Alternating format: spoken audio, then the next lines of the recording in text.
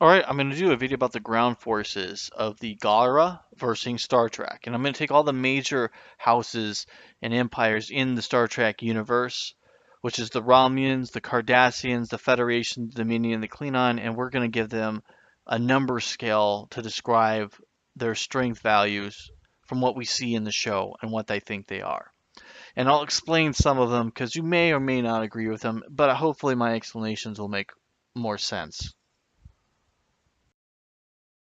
Okay, so first off, in this scenario, we're going to imagine that all these great houses and all these empires are going to be fighting as one mechanized unit. Now, they'll still be in control of themselves, but they're all going to be against the Gara themselves. So the Gara are going to be fighting the whole Trek universe, not just the Federation, not just the Dominion. All of Star Trek is fighting them, all the great houses. Okay, so with that being said, the first one I want to look at is the Cardassians. Here we go. So the Cardassians, in my opinion, are one of the weaker of the races. Their soldiers don't seem to fight very well. They always seem to have problems, like defending. They're not very accurate. They'll turn on each other all the time. And so I don't think their military force is really that big, so I gave it a 3. And as far as tech goes, there's nothing really special about Cardassians. They're typically seen with maybe a phaser or a phased rifle, and that's it. And as far as tactics, we know that they don't really use tactics. That's why the Bajorans had such an easy time taking them out. That's why during DS9, Kira had to go there and teach them guerrilla tactics. They don't have really any tactics, and they have pretty much no loyalty. They'll turn on one another all the time, and so that's why an overall rating I would give the Cardassian is a 3. And the reason I say that is because they seem to lose every ground force they're in. I don't think they're a particularly very efficient or good military force. And their soldiers don't seem to be very intelligent either. Now, on the other hand, the Obsidian Order are extremely well trained, but they're not actually part of the main military. So they're not being added to this. If they were, these numbers would change. But this is just the typical soldier seen with the Cardassian military. Okay, so we're going to talk about the Romulan Star Empire. The Romulan Star Empire is a 5 on the scale. They're a much larger empire. They use modern day weapons. They'll have communication devices. They'll have phasers. They'll have scanning equipment. And then their tactics are about a 7. They're going to ambush you. They're going to sneak in. They're going to do hit and runs. They're really smart and aggressive race. Now, their loyalty is also a 7. And the reason it's so high is because the Romulans have been seen that even if they're captured or even if they're betrayed by their own people, they will not betray the Empire. They would rather kill themselves than give information out. They don't really have the internal conflicts that you see within the other races. The Romulans are very loyal to themselves. They also think that they're better than everyone else. They're very arrogant. All right, the next great house we're going to talk about is probably my favorite race, the Klingons. There we go. Now, the Klingons have a huge military force. I give them an 8, and the reason for that is just about every single person in the Empire is a warrior for the Empire. Now, they use basically the same tech level as the Romulans. They have phasers, rifles. They'll have blades that they use. Just the standard equipment. Now, their tactics, on the other hand, they will use tactics, but not as much. The Klingons are more of a come at you and full force kind of attitude. Like they're going to try to overwhelm you, but if they need to, they will use tactics, and so that's why I gave them a 4. They can use tactics. They are seeing you being tactical, but they don't prefer to do it. And then their loyalty is one of those things that people probably are going to be wondering why I gave them such a 4. And the reason I gave them such a low number is because the Klingon Empire is constantly fighting amongst themselves. The houses fight amongst themselves. Their leaders are corrupt. The council is corrupt. The Klingon Empire, though they come off as this, honorable race, which they are, but their internal conflicts are bad. And they, of all the races seen in Star Trek, they by far have the worst internal conflicts. The houses fighting amongst themselves, the leaders fighting amongst themselves, and I just think that the corruption in the Klingon Empire, which is very much seen in Deep Space Nine, is one of the reasons why the Klingon Empire began crumbling on itself. And so this is why the Klingon Empire gets a 6. One more last thing is the Klingon space battle tactics are very different from the tactics that you see on ground. Now, when it comes to actual combat in space, the Klingons get high marks. It's just their ground tactics because of their honor. It's just not as good as what I think it should be. The Jem'Hadar is a massive empire within the Dominion. Their military might is incredibly large. They're a huge empire. They have extremely advanced technology. They spend a lot of time with their ground forces and giving them a lot of equipment. That's why they get a tech level 8. They have a disruptor, they have communication device, scanners, they have a cloaking device on the soldiers. The soldiers themselves are genetically engineered to be able to grow in 3 days. They're physically strong. Their skin is resistant to phaser fire, so stun settings will have no effect on them, and the list goes on and on. As far as tactical, the Jim Kadar are just a 5 in tactics. They are pretty simple. They usually just bum rush you. They will ambush you at times if necessary. Their loyalty is a 10. The Jim Kadar are absolutely 100% loyal to the founders, and for that reason, I will give the Dominion an 8 on the final scale. Next, we're going to do the Federation. So this one is a little bit on the difficult side. See, the Federation is a massive empire, but they don't really seem to be that focused on war, and so they only get a 6.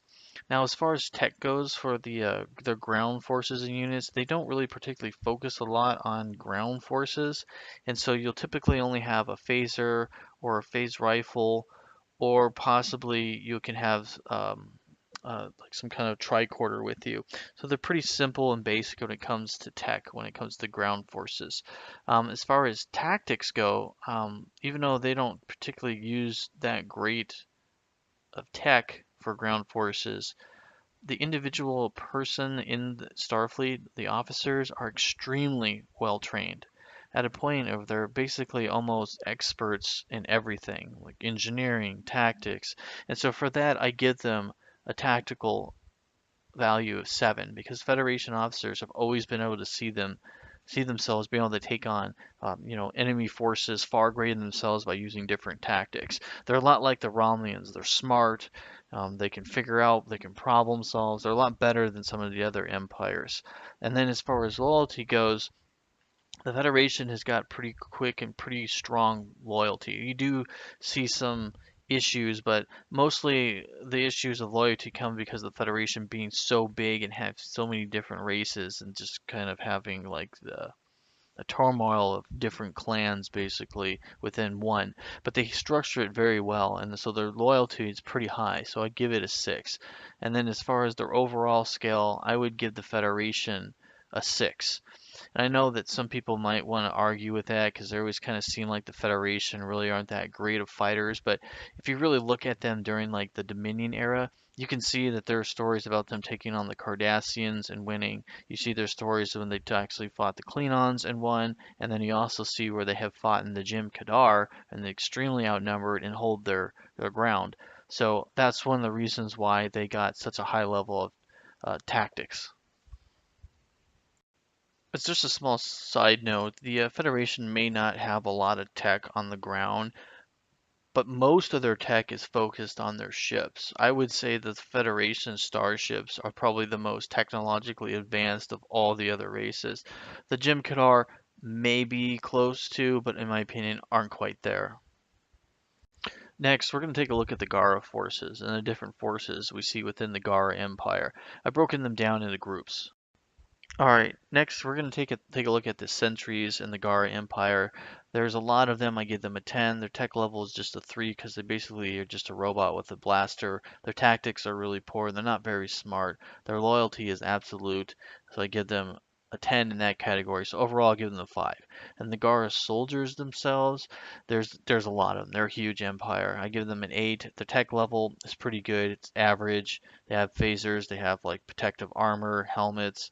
Um, Tactics, I'd give them a 3, and loyalty, I'd give them a 5. The only reason I really hold them at par with Federation is because Federation is definitely more technologically advanced, but the Gara's armor protects them from almost all energy-based weapons, except for something would be like at a high-level disruptor, which would vaporize it. It'd be the only thing that would really be able to hurt a Gara soldier or armor or even a sentry. And then obviously the elites are the next level up, in my opinion. The elites are like the generals and stuff that you see in the Gar armor, our army.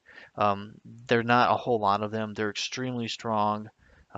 We have weird powers a lot of the time, so I gave them a tech level of 8 because they have a lot of like crazy personalized armor and weapons.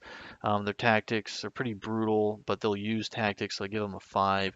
Their loyalty is only a 5 because Gara definitely will turn on one another. The only person they will not turn on is Zarkon. Their whole culture is based on who's stronger owns the right to tell the others what to do. So if one leader dies, it's basically total anarchy. So that's why they only get a 5. And then so I give them, as far as final value, a 5. And then the next thing is the Blades of Amara. The Blades of Amara, there's not very many of them, but there's still a decent amount of because of the size of the Empire of the Gara. They're extremely well technologically advanced, like more so than any of the other Gara forces here. As far as tactics, they're very smart. They're very well trained. They have cloaking devices. They have weird technology. Um, their loyalty is an 8. They're extremely loyal to their own. They have weapons that are based on their genetic code and things of that nature, so I give them an 8. And the next are the super powerful, overpowered druids that have all kinds of crazy abilities. They can teleport, they can make force fields, they can shoot energy blasts, they can read your mind, and the list goes on and on.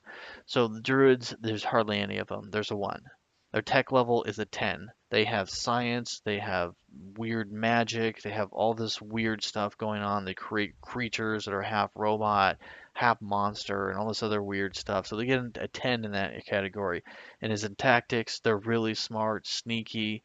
They get a 10 in there, and their loyalty is they're absolutely loyal to the Emperor. So overall, they get a 7.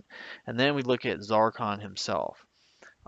He's there's only one Zarkon. He's a 0.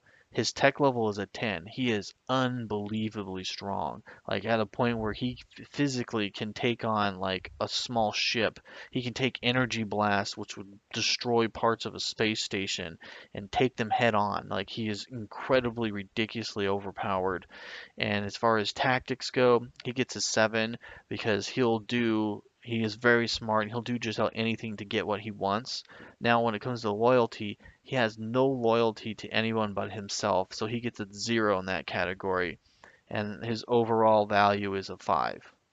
I will have to note that with the Gara, if they lose the Emperor Zarkon, it will greatly diminish their fighting capability, and that's one of the weaknesses of the Garas. They're extremely dependent on the control of their Emperor Zarkon. Alright, so now we're just going to look at the Gar as the complete and utter whole as one giant empire. Obviously, they get a 10 in size and tech level because, some groups are incredibly technologically advanced and others are not so much. I just give them a 6. And then when it goes into tactics, I give them a 5. And the reason why I'm giving them a 5 is, yes, Zarkon and some of the others are really smart, but a lot of the sentries and the normal Gara soldiers and the generals aren't very bright. And so that brings the overall value down to, I think, a 5. Now, when it comes to loyalty, with Zarkon being on the throne, it is an absolute 10. Nobody will stand up to him. They will do whatever he says. And just to let you guys know, I didn't add the Voltron pilots in this category because they're just pilots. There's only the 5. and it didn't really seem like worth mentioning. They would be about the same as the elites, in my opinion. And then obviously Voltron can fight on the ground, but it's more of a spaceship, so it would be judged in the spaceship category. Well, this is Trek Wars, and I hope you enjoyed the battle of Star Trek versus the Galra. Thank you.